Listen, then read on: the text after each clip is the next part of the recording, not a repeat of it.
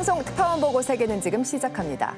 2022 베이징 동계올림픽이 이제 2주 앞으로 다가왔습니다. 하지만 오미크론 확산으로 인해 긴장의 끈을 놓을 수 없는 상황인데요. 첫 소식 베이징을 연결해 보겠습니다. 김영철 PD 특파원, 동계올림픽이 이제 얼마 남지 않았는데 중국의 코로나 상황은 지금 어떻습니까? 네, 중국은 현재 매일 수십 명씩 새로운 확진자가 발생하며 증가 추세가 가팔라지고 있습니다. 올림픽을 앞둔 중국 당국은 방역의 고삐를 강화하고 있는데요. 작년 말부터 시안, 위저우, 안양시 등 확진자가 발생한 대도시를 전면 봉쇄하는 초강경 대응을 이어가고 있습니다.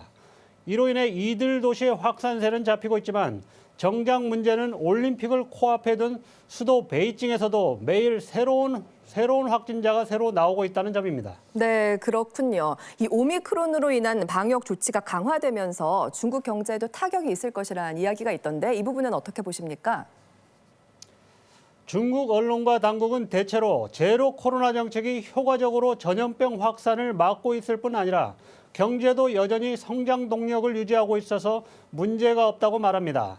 하지만 지난해 4분기 GDP 성장률이 4%대에 그치자 당국이 2달 연속 기준금리를 내린 것을 보면 중국 경제 상황이 녹록지 않다는 것을 알 수 있습니다. 다수의 해외 언론에서는 제로 방역 조치로 인해 중국 내수와 소비가 급격히 얼어붙고 있고 이것이 세계 경제에도 악영향을 미칠 것으로 전망하고 있는데요. 중국 경제 위기의 현장 직접 취재했습니다. 중국 남부 후난성 장가게. 석회암 지대인 이곳은 경관도 아름답고 학술적 가치가 높아 세계 자연유산으로 선정된 곳입니다. 영화 아바타의 촬영 배경지로 더욱 유명해진 이 카르스트 지형은 해고적 원시 행성의 모습을 보는 듯합니다. 그런데 중국 내 대표 관광지인 이곳에 요새 찾는 사람이 많지 않습니다. 코로나가 발생한 2020년 이후 손님이 줄더니 지역 내 확진자까지 발생한 작년 여름 이후에는 더욱 뜸해졌습니다. 장가계에는 국가산림공원과 천문산 등 외국인도 즐겨 찾는 명승지가 많습니다. 하지만 팬데믹이 확산된 최근에는 보통 90%가량 방문객이 줄어들었습니다. 不多，现在整个景区游客都不算多。现在就是因为就是疫情嘛，然后国外也没，反正是国内都不那个了，就他们后面来的就比较少。就2、3小时就往这才一天，哇，那以前是每天都是估计有5万人。 관광객이 줄어들자 지역 주민들의 생계도 영향을 받고 있습니다. 대면 서비스 직업인 가이드도 가장 타격이 큰 업종 중 하나입니다. 10년 동안 안내를 하며 생계를 이어온 호에이 씨에게도 이런 불황은 처음입니다. 石头娘们你好，你们经常玩雪阿姨带路吗？以前的时候，我们正常的时候吧，不是疫情，我们1个月3000块钱有，这样子。现在呢？现在没有，好多人去，然后外面打工去改行了。 간혹 오는 관광객들도 가이드를 찾지 않습니다. 코로나로 인한 불황으로 지갑이 얇아진 탓입니다. 손님이 줄자 지역 경제 전체가 영향을 받고 있습니다. 관광객이 즐겨 찾던 먹자 골목에는 문을 닫은 가게들이 많습니다. 코로나 이전 호황기에 외지인까지 점포를 빌려 영업을 했던 가게들이 경영난으로 인해 매물로 많이 나와 있습니다. 해외에서까지 많은 관광객들이 찾던 이 음식거리도 관광객들의 발길이 끊기면서 보시는 것처럼 이렇게 문 닫은 가게들이 많아지고 있습니다. 可能减少了80%。如果没有人来，那肯定就是亏门面费啊，亏工人的工资，那就坚持不下去，肯定就选择关门。 강화된 방역 정책도 경제 침체에 한몫을 하고 있습니다. 현재 중국에서 지역 간 이동을 하려면 핵산 검사 결과를 제시해야 되고 14일 내 위험 지역 방문 이력이 없어야 합니다. 여기에 온도 체크 등 추가적인 심사 과정을 거쳐야 관광지 입장이 가능합니다. 이런 상황에서 가장 타격을 받는 것은 직접 사람을 상대해야 하는 서비스 업종입니다. 장가계 시내 곳곳에는 문을 닫은 호텔이 즐비합니다. 장가계의 최대 해외 고객은 바로 한국인들. 3주 격리 등 입국자에 대한 강화된 방역 조치로 인해 한국인들이 못 들어오자 호텔 업계의 경영난이 가중되고 있습니다. 他这个主要是做韩国的客人。2019年疫情来就没有。那旁边的那个烤肉店是跟他一起的吗？那个不是。 여행업계도 타격을 받긴 마찬가지입니다. 수많은 여행사가 문을 닫았고 일이 없어 장기 주차 중인 관광버스로 공터는 꽉 차 있습니다. 코로나 발생 이후 여러 차례 영업 제한 조치가 내려졌지만 생계 자금을 지원받기도 어려운 상황입니다. 现在几乎是做旅游行业的司机都是在家里是没有收入了，现在没有了。旅游局搞这些车的和这个旅游行业的，不知什么现在会在状况到底是怎样搞，看政府有没有补贴。 관광업이 전체 지역 생산의 70%를 차지하는 장가계. 관광객 감소로 경제가 침체되고 실직자가 많아지면서 부동산 시장도 영향을 받고 있습니다. 시내 집값은 위기 이전보다 10% 정도 내렸고 경기에 민감한 건설업까지 불황을 겪고 있습니다. 受到的更多影响的是服务业，服务业方面它需要面对面，包括餐饮包括旅游业的这些方面，政府可能它有一些包括这个财政政策的支持，比如发一些消费券的方式，也可以带有地方经济比较好的一个复苏的方式。 제로 코로나 정책으로 팬데믹 확산을 막고 있는 중국. 하지만 방역을 강화할수록 경제 침체라는 딜레마는 피하기 힘든 상황입니다. 베이징에서 PD특파원 김영철입니다. 네, 장가계는 한국인들도 참 좋아하는 여행지인데 정말 코로나19 때문에 상황이 말이 아니네요. 맞습니다. 지금 제로 코로나 정책으로 경기가 다시 위축된 건데요. 중국 국경지대에 있는 루이리시 같은 경우는 벌써 7개월 동안 봉쇄, 완화 이걸 계속 거듭해서 하고 있어요. 네. 그래서 주민들이 이제 생활비를 좀 지원해달라라면서 정부에 항의 시위를 하고 있는데요. 이게 봉쇄가 자꾸 잦아지다 보니까 경제 활동이 거의 불가능해진 거죠. 거기다가 생필품도 부족하고 그래서 불만이 지금 고조되고 있는 상황이라고 합니다. 딱 보아도 서민들의 경제난이 가중되는 것으로 여겨지는데 그런데 앞서 김영철 특파원도 얘기했지만 중국 정부는 경제 성장에는 문제가 없다라는 입장인 것이죠. 그렇습니다. 통제가 가능하다 이런 얘기를 계속 반복하고 있는데요. 지금 보시다시피 이렇게 올림픽을 대비해서 제로 코로나 정책을 강력하게 추진하다 보니까 중국 사람들이 지갑을 닫은 거죠. 그래서 네. 작년 12월에는 이 소비 증가율이 1.7%에 그쳤습니다. 그러니까 이것 때문에 경제 성장률이 떨어졌다. 반면에 이제 정부가 좀 나서서 대규모 인프라 투자 사업을 확대를 하면 올해 GDP 5% 성장은 가능하지 않겠느냐 이제 이런 얘기를 하고 있는 거고요. 네. 이런 맥락에서 시장에 그런 어떤 의지를 전하기 위해서 최근에 이제 금리 인하라든지 그동안 옥죄었던 대출 확대 이런 걸 좀 선제적으로 하고 있는 그런 모습입니다. 네, 그래도 괜찮을까요? 저희가 지난주 방송에서 세계가 금리를 인상하는 상황인데 터키만이 금리를 인하하는 정책을 펼쳤다가 지금 경제난을 겪고 있다라는 소식을 박종훈 기자께서 전해주셨지 않습니까? 네, 터키 같은 경우는 워낙 금리를 큰 폭으로 낮췄기 때문에 엄청나게 시중에 돈이 풀려 있는 상황에서 심지어 미국 같은 경우는 이 기준금리를 인상하겠다 이렇게 시사한 상황이거든요. 네. 그러다 보니까 이게 해외로 돈이 빠져나가면서 이 리라화 가치가 폭락을 했고 물가가 급등하는데 원인이 되는데 중국이 좀 다른 점이 있습니다. 터키와는 다르다. 네. 어떤 면이죠? 중국 같은 경우는 어쨌든 중국 정부가 통제를 했던 어쨌든 위안화 가치가 지금 상대적으로 굉장히 강세를 띠고 있거든요. 네. 그렇기 때문에 금리를 좀 낮출 수 있는 여지가 있고 이걸 통해서 경기를 좀 더 진작할 수 있는 여지가 있는 건 분명한데 근데 네. 중국 좀 문제가 있는 게 이 전 세계가 지금 현재 금리를 인상하거나 또는 긴축 정책을 쓸 정도로 지금 현재 세계적인 긴축 기조가 그렇죠. 되고 있거든요. 네. 그런데도 불구하고 나홀로 금리를 인하할 정도로 그렇다면 중국 경제가 안 좋다는 방증이 아니냐 이런 해석이 또 나오는 거죠. 그러니까 경기를 다시 살리기 위한 조치다라는 이야기이신 거죠. 지금 중국 경제 이야기를 나누고 있습니다. 최근 중국 경제 이슈 하면 디폴트에 빠진 부동산 회사 헝다 이야기를 빼놓을 수 없을 텐데요.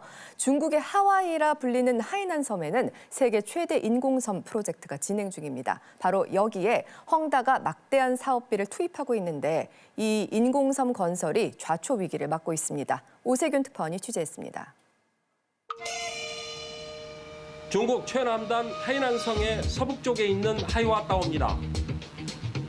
여의도의 2배가 넘는 이 인공섬은 하이난성의 성화인 부겐빌리아꽃을 형상화해 만들었습니다. 바다를 매립해 만든 두바이 팜주 메이라를 벤치마킹한 것입니다. 먼저 파도 모양의 2호섬. 섬 끝자락에 시공 중인 아파트 단지가 완공을 눈앞에 두고 있습니다. 18층 높이의 이 아파트에는 2,700가구의 아파트와 상가가 들어섰습니다.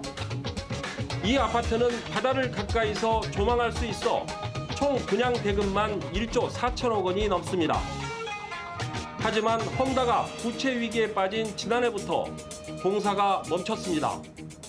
就是这个5月份走的嘛，还动工呢，但是这次来了一看，全停了，没钱，那不开工了。 그런데 최근 시 당국은 이 아파트 단지가 해양 환경을 파괴한 위법 건축물이라며 열흘 안에 철거하라고 명령했습니다. 뿐만 아니라 2호섬 내 절반 가까이 되는 개발 예정지에 대한 건축 허가도 취소했습니다.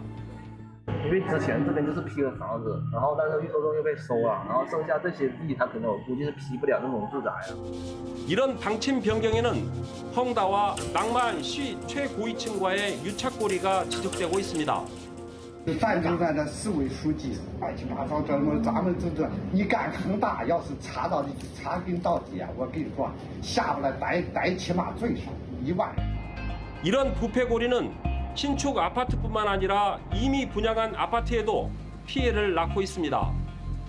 현재 분양된 아파트는 2호섬에 300여 동, 3호섬에 400여 동, 모두 7만여 가구에 이릅니다. 대금을 치르고도 소유권자들이 아직까지 등기 권리증을 갖지 못해 팔지도 못하고 있습니다. 헝다가 이미 분양 전 아파트를 담보로 대출을 받았기 때문입니다. 这不咱怎么能知道把你房子给抵押了呢？他要抵押的话，咱也不会买，是吧？大家说的那个现在被抵押的要维权。 심지어 헝다는 협력업체에 지급해야 할 공사 대금을 아파트로 대신 주기도 했습니다. 문제는 이런 아파트는 저당이 잡혀 있어 위험하다는 게 현지 중개업소의 얘기입니다. 哪怕他8000块钱、7000块钱卖给你，你也不敢要，因为什么呢？因为属于他恒大的资产，现在正在做清算。 더구나 코로나로 이동이 제한을 받으면서 부동산 가격은 곤두박질치고 있습니다. 해가 떨어진 아파트 단지. 불 켜진 집이 한 동에 4-5집에 불과합니다. 普通老百姓，但是你要是打比方，我想出去度假，上这里来过冬养老，你看你的手机的话，你的那个 3호섬의 사정은 더욱 심각합니다. 번듯하게 지어진 수십 동의 아파트와 불그스레한 지붕으로 가득 찬 별장촌. 따뜻한 기후 덕분에 겨울을 나는 휴양지로 인기였지만 지금은 사정이 달라졌습니다. 3호섬의 별장촌은 유럽의 주택가를 연상시킬 정도로 매우 호화롭게 지어졌습니다.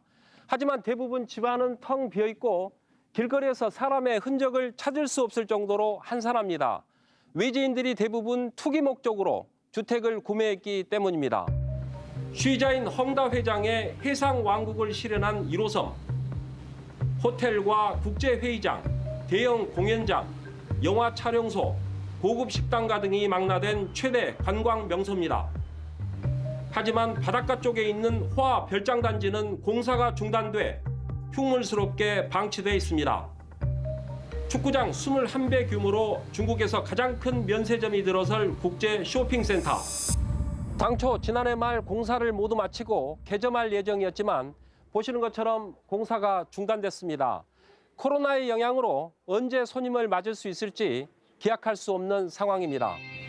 13,000제곱미터나 되는 복합 공연장도 중도에 공사가 중단됐습니다.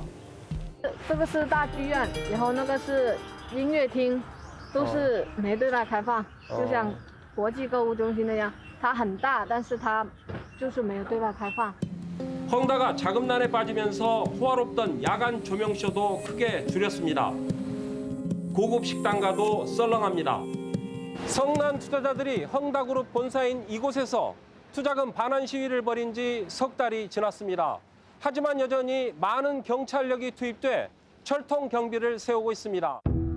헝다는 최근 소리 소문 없이 선전 본사를 이전해 야반 도주냐는 비아냥을 받고 있습니다.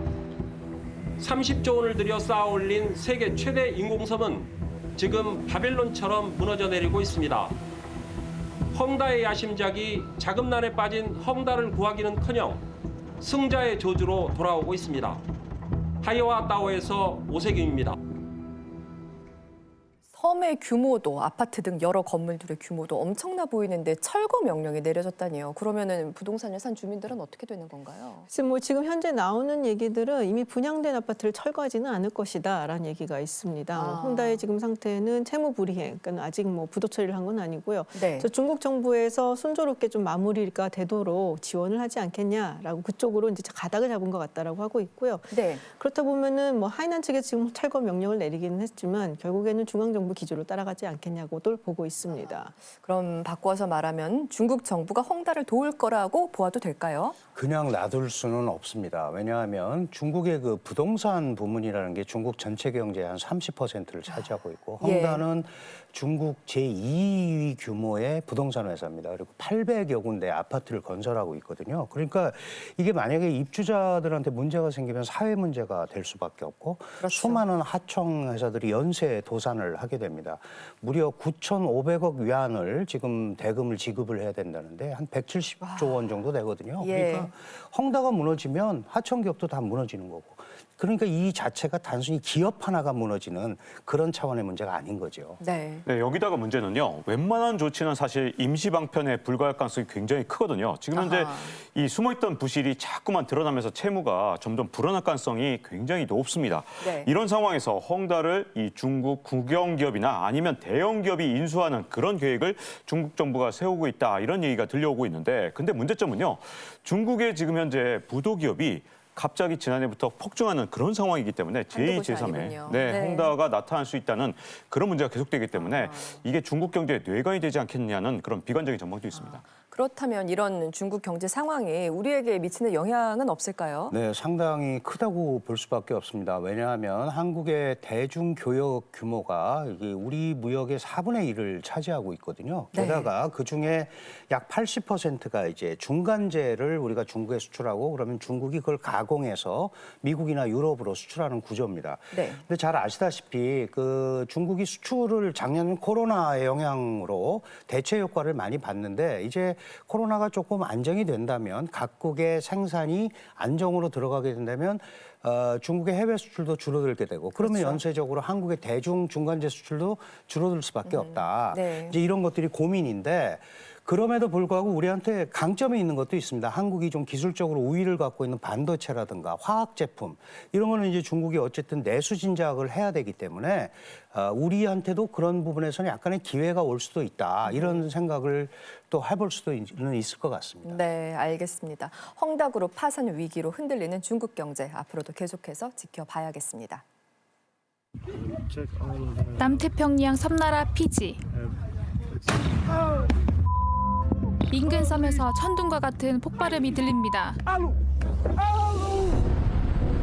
통가 북쪽 해역에서 해저 화산이 폭발한 것입니다. 최대 39km 상공까지 분출했고 히로시마 원폭 500배에 달하는 위력이었습니다. But the first explosion happened, we couldn't even hear each other. It's like when you're in the airplane, you couldn't hear properly. But the sound, the blast was so loud.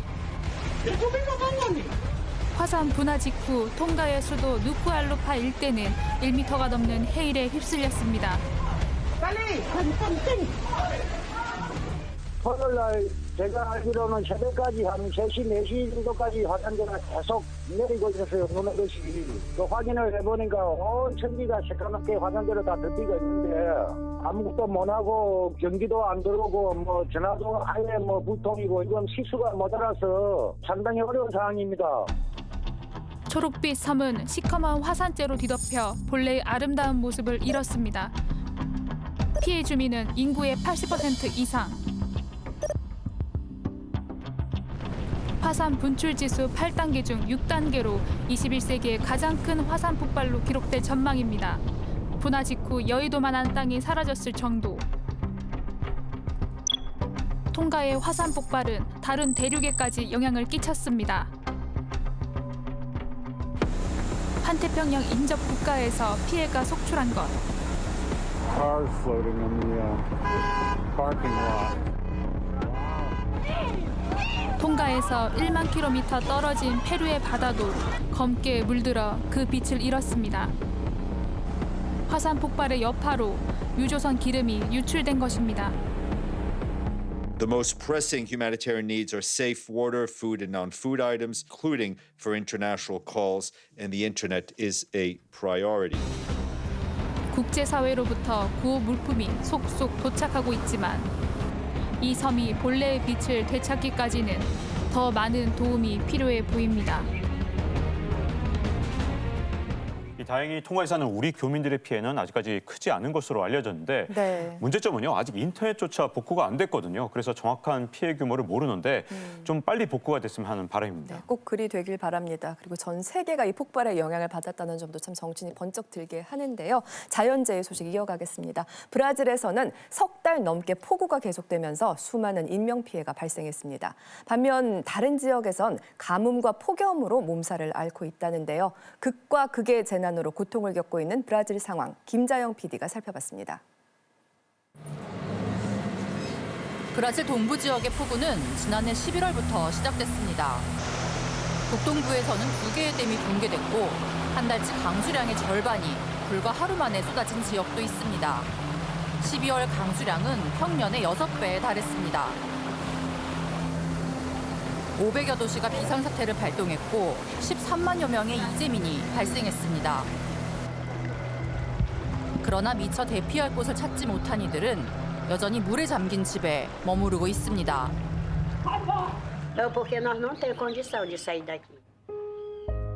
이 모녀는 물길에 갇혔습니다.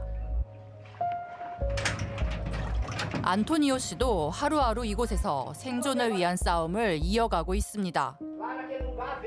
Aí botei aqui, fomos pelejando, e água levando, e nós lutando, aí estendi tudo por ali assim, ó.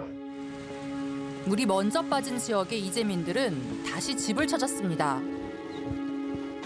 81살의 비토리아 로차 씨도 평생을 살던 집터에 섰습니다.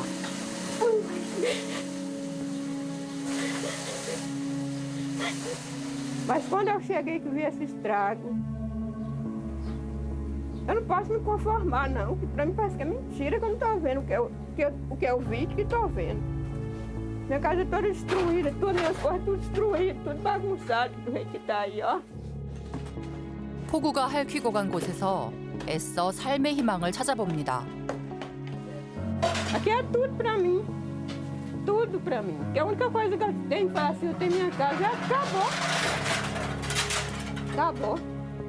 Para mim acabou, que eu não tenho mais coragem mais de ser, não. Eu não tenho coragem de morar aqui mais, não. 폭우는 끔찍한 참사로도 이어졌습니다. 이 지역의 유명 관광지인 푸르나스 협곡.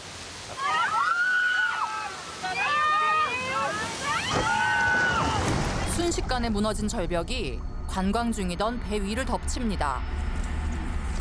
이 사고로 사망자 10명, 부상자 30여 명이 발생했습니다. 사고 원인을 조사 중인 당국은 장기간 폭우가 붕괴에 영향을 미친 것으로 추정하고 있습니다. 이번 폭우는 석 달 동안 브라질 동부를 집중적으로 강타했습니다. 그런데 같은 시기 브라질 남부에서는 정반대의 피해가 생기고 있습니다. 남부와 중서부 지역에서는 석 달째 비가 오지 않고 가뭄주의보가 내린 겁니다. 가장 애가 타는 것은 곧 수확기를 맞는 농가들입니다. Olha aqui, ó, essa soja aqui, ela tá em maturação, mas foi forçada a maturar pela falta de umidade. 브라질 최대 콩 생산지인 남부 지역의 피해는 약 10조 원의 손실이 예상됩니다.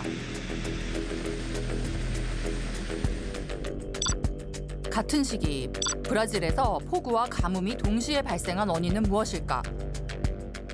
Isso porque o fenômeno Laninha, que eu mencionei agora há pouco, o fenômeno Laninha, nessa época do ano, deixa o tempo mais seco e mais quente também. E estes fenômenos, eles ocorrem com uma certa frequência ao longo de todos os meses do verão. Então, até pelo menos o mês de março. 라니냐 현상은 동태평양 적도 지역에서 해수면 온도가 평년보다 0.5도 이상 낮아지는 겁니다. 남미 대륙에서는 장마, 냉해, 가뭄 등이 동시에 나타나기도 하는데 점차 발생 빈도가 잦아지고 있습니다. 이번 겨울 홍수 피해를 입은 남동부 지역은 지난해에도 혹독한 시련을 겪었습니다. 브라질 최대 커피 생산지인 이곳의 농장들에 여름 가뭄과 겨울 한파가 차례로 닥친 겁니다. Nunca vi uma geada que nem dessa agora, eu nunca vi não. Essa foi terrível.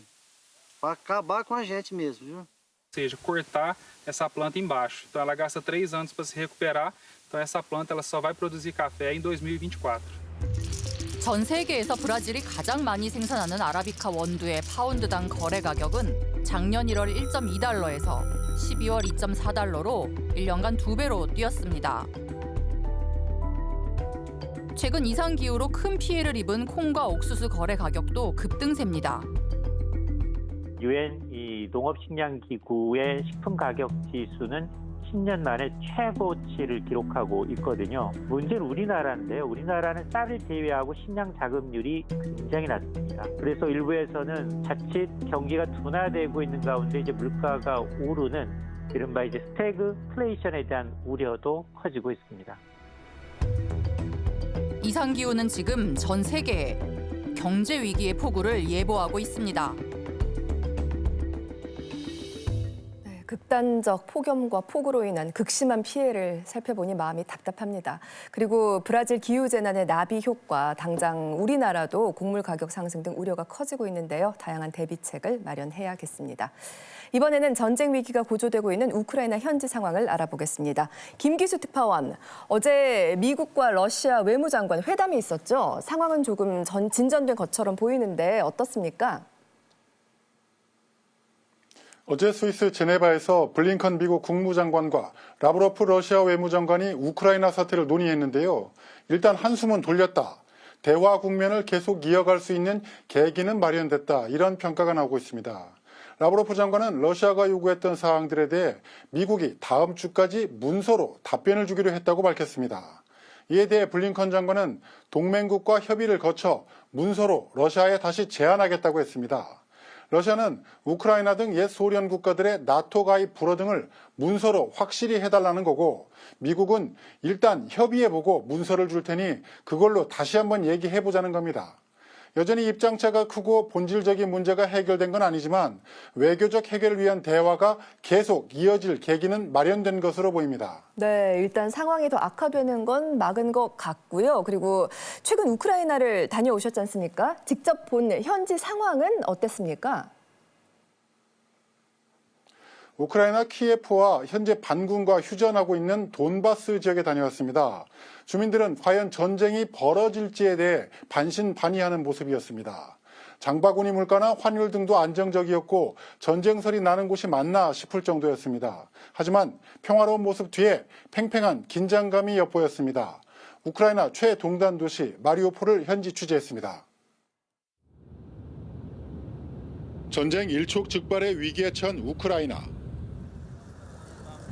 취재팀은 동부 돈바스 지역으로 향했습니다. 2014년 러시아의 지원을 받은 반군과 전쟁이 벌어졌던 곳으로 아직도 휴전 상태입니다. 목적지는 아조프 해와 접한 마리우폴이란 항구 도시입니다. 러시아에서 그쪽 지역을 점령하고자 했었는데 서방의 거센 압력에 직면해가지고 실패했었거든요. 그렇지만은 크림 반도를 잇기 위해서는 실질적으로 마리우폴 항구가 굉장히 중요한 역할을 합니다. 이곳의 주요 산업은 구 소련 시절 세워진 철강 공장입니다. 오가는 사람이 드문 거리 한켠, 폭격을 맞은 듯 부서진 건물이 서 있습니다. 돈바스 전쟁 당시 반군이 공격했던 경찰서입니다. 건물에 남은 수없이 많은 총탄 흔적은 당시의 치열한 교전 상황을 보여줍니다. 당시 돈바스 지역에서 4만 명의 민간인이 죽거나 다쳤고 140만 명의 피난민이 발생했습니다. 마리우폴 해변, 멀리 보이는 항구에 전략 물자들이 드나듭니다. 우크라이나 3대 항구 중 한 곳인 마리우폴을 러시아가 손에 넣으면 2014년 병합한 크림반도까지 육로 연결이 가능해집니다. 러시아가 침공한다면 제1 목표가 될 것이란 전망이 나오는 이유입니다. 마리우폴 시민들은 현 상황을 어떻게 생각하고 있을까? Да нет, не переживаю. Я сам русский. Поэтому я не переживаю. Я разговариваю с Россией, что там внутри делается. Поэтому... Я думаю, что это все неправда. То есть я думаю, что у России хватает ума этого не делать. А у Украины хватает все-таки ума не верить этим сплетням. 우크라이나계와 러시아계가 섞여 살고 있는 곳. 전쟁은 생각하고 싶지도 않은 상황입니다.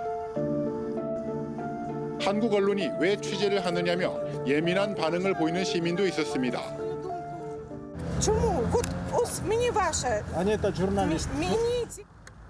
어제와 다름없는 일상이 이어지고 있는 수도 키예프.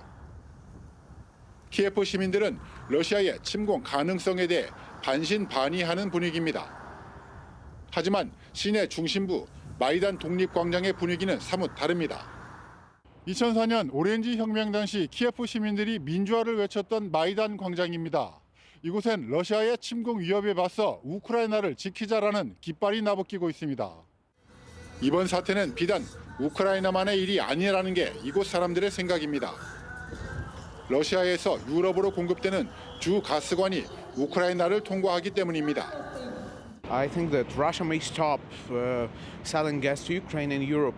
Anything may happen, but still, as far as I know, Ukraine is not buying gas from Russia, but we are transporting gas through Ukraine territory. 러시아는 우크라이나 침공 계획이 없다고 했지만 긴장은 한껏 고조돼 있고 서방에선 당장이라도 총성이 들릴 수 있다고 우려합니다.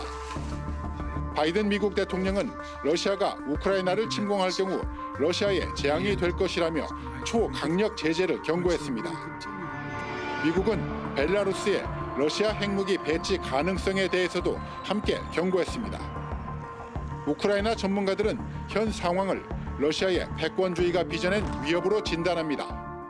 Потому что Бжезинский говорил, что без Украины Россия не может быть империей, а Россия хочет стать империей. Путин говорил, что самая большая геополитическая катастрофа 20-го столетия – это распад Советского Союза. То есть он хочет возродить Советский Союз. 전쟁이 목전에 왔고 푸틴 러시아 대통령의 결심만 남은 상태라고 전망합니다.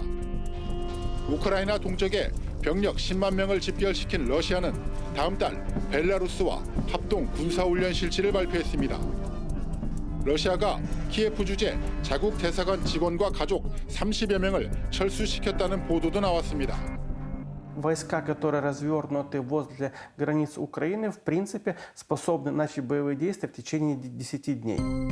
한편에선 서방의 동진을 막기 위해 우크라이나 내부에 친러 세력에 힘을 싣기 위한 전술일 뿐 실제 군사 행동으로 이어지진 않을 것이라고 분석합니다.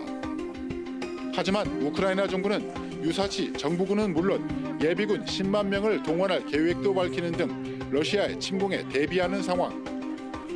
외교적 해결을 위한 노력이 계속되고 있지만 우크라이나에 드리워진 전쟁의 아문이 쉽게 가시지 않고 있습니다. 우크라이나 키예프에서 김기수입니다.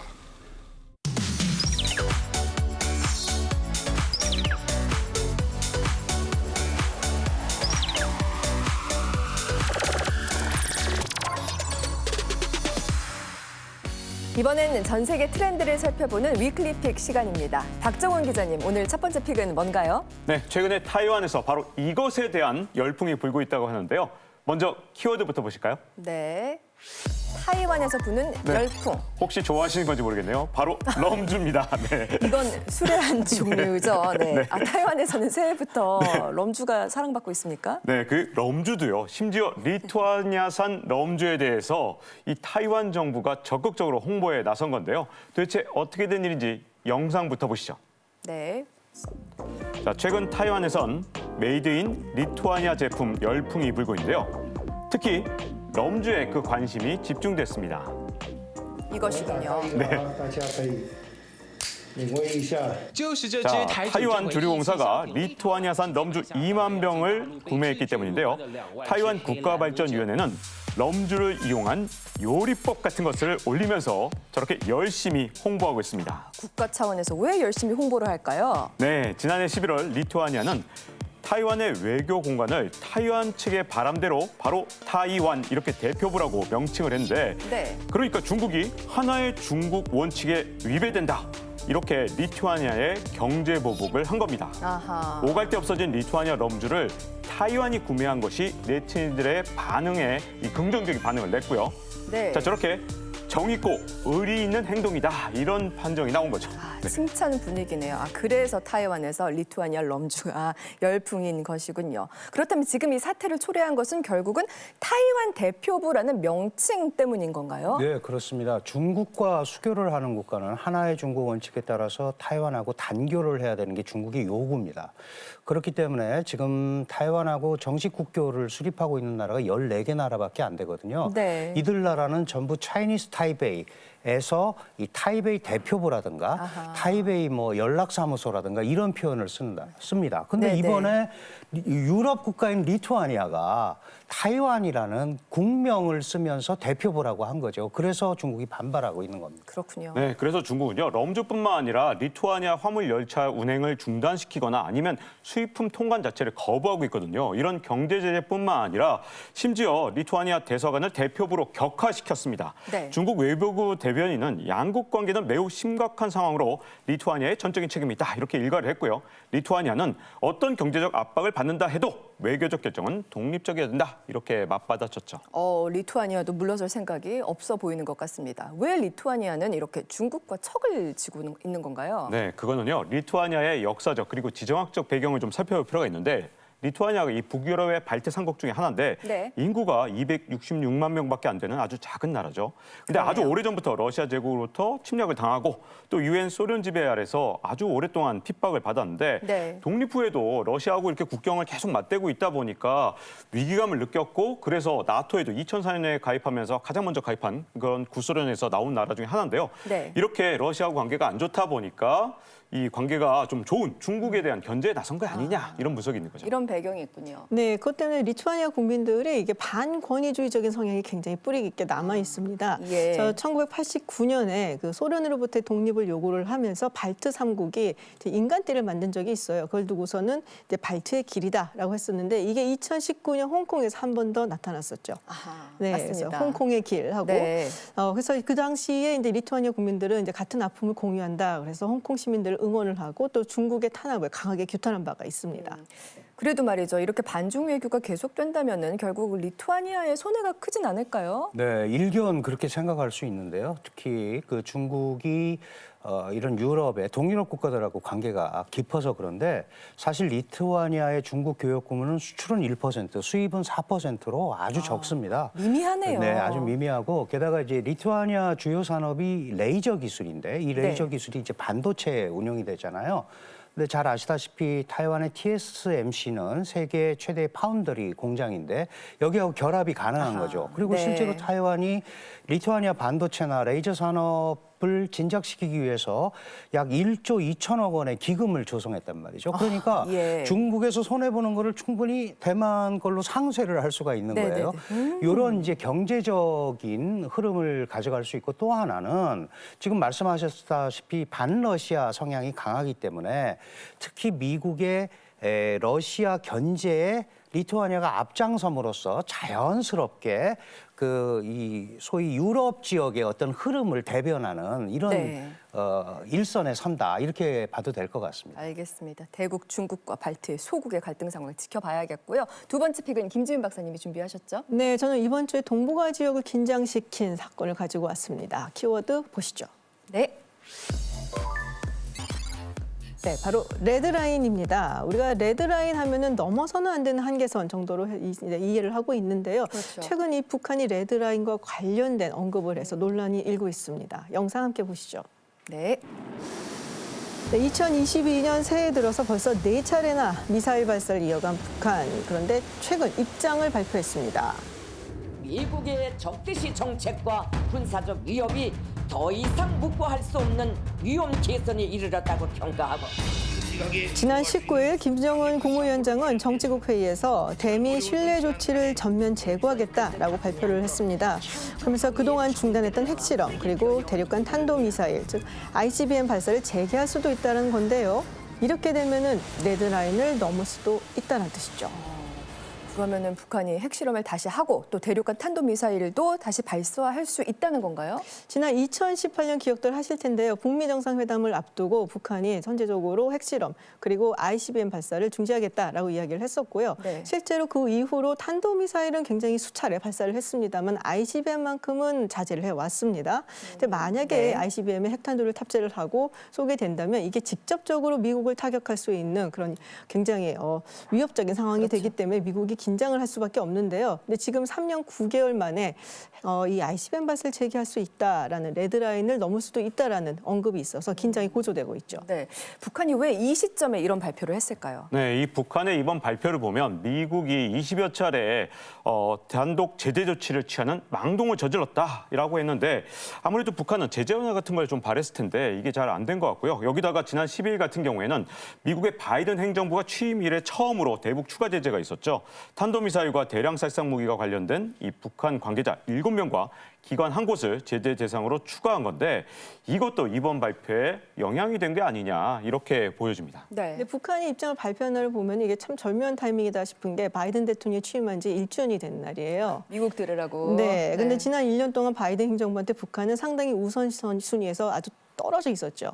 그리고 뭐 지금 우크라이나 사태라든지 인플레이션 때문에 뭐 경제적으로도 안 좋고 바이든 대통령 지지율도 떨어지기 때문에 아마도 북한은 여전히 관심 받을 것이다라고 전망을 했기 때문에 아마 북한이 좀 관심을 끌어보려고 하는 것이 아니냐라는 해석이 나오고 있습니다. 네, 지금 북한 경제가 좋지 못하니까요.